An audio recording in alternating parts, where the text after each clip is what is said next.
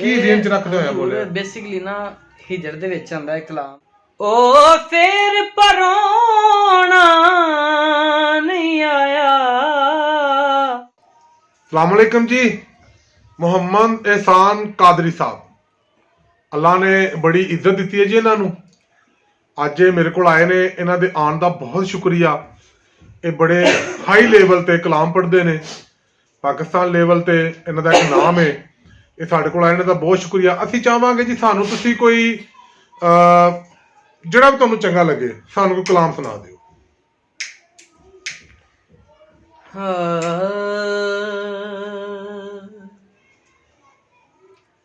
हाँ जेड़ा लुट के ले गया, हाँ जेड़ा लुट के ले गया दिलड़ी नू, ओ फिर परोना नहीं आया।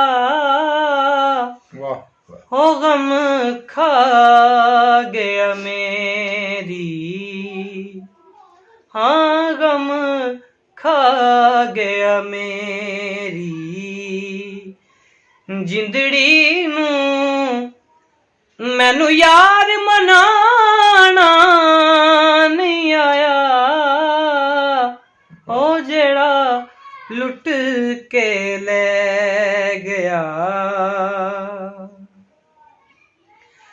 कदी आवे मुड़ के जे सोना दे कदमी रख के सर आखा, हो कदी आवे मुड़ के जे सोना दे कदमी रख के सर आखा।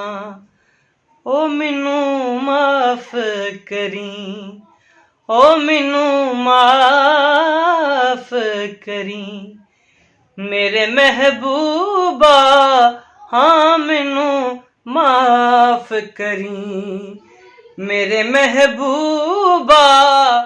मैनू प्यार निभाना नहीं आया, हाँ जेड़ा लुट के ले गया। और बहुत खूबसूरत शेर। हाँ जी।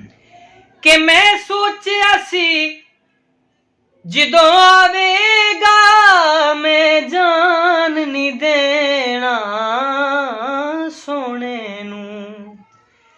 मैं सोचा सी जदों आवेगा मैं जान नहीं देना सोने नू।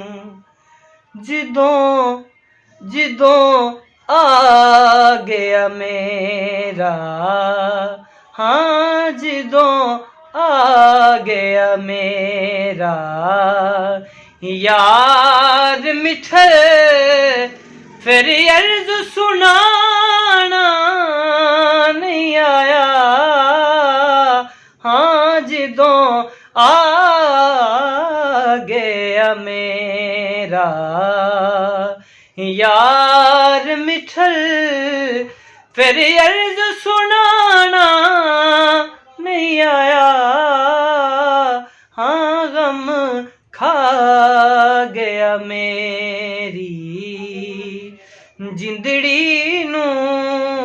मैनू यार मनाना नहीं आया,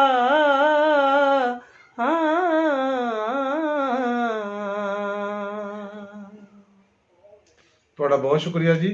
ਤੁਸੀਂ ਸਾਨੂੰ ਇਹਦੇ ਕਲਾਮ ਜਿਹੜਾ ਲਿਖਿਆ ਗਿਆ ਹੈ ਇਹਦੇ ਬਾਰੇ ਥੋੜਾ ਦੱਸੋਗੇ ਕਿ ਇਹਦਾ ਪਸੇ ਮੰਜ਼ਰ ਕੀ ਹੈ, ਯਾਨੀ ਕਿ ਇਹ ਕਿਵੇਂ ਤੁਸੀਂ ਇਹ ਕੀ ਰੇਂਜ ਰੱਖਦੇ ਹੋਇਆ ਬੋਲੇ? ਬੇਸਿਕਲੀ ਨਾ ਹਿਜਰ ਦੇ ਵਿੱਚ ਆਂਦਾ ਹੈ ਕਲਾਮ, ਠੀਕ ਹੈ, ਜਿਨ੍ਹਾਂ ਦੇ ਆਪਣੇ ਸਮਝ ਲਓ ਕਿ ਕਿਸੇ ਪਾਸੇ ਵੀ ਲਾ ਲਵੋ, ਆਪਣੇ ਜਿਨ੍ਹਾਂ ਦੇ ਚਲੇ ਜਾਂਦੇ ਨੇ, ਠੀਕ ਹੈ, ਉਹਨਾਂ ਦੇ ਬਾਰੇ ਵੀ।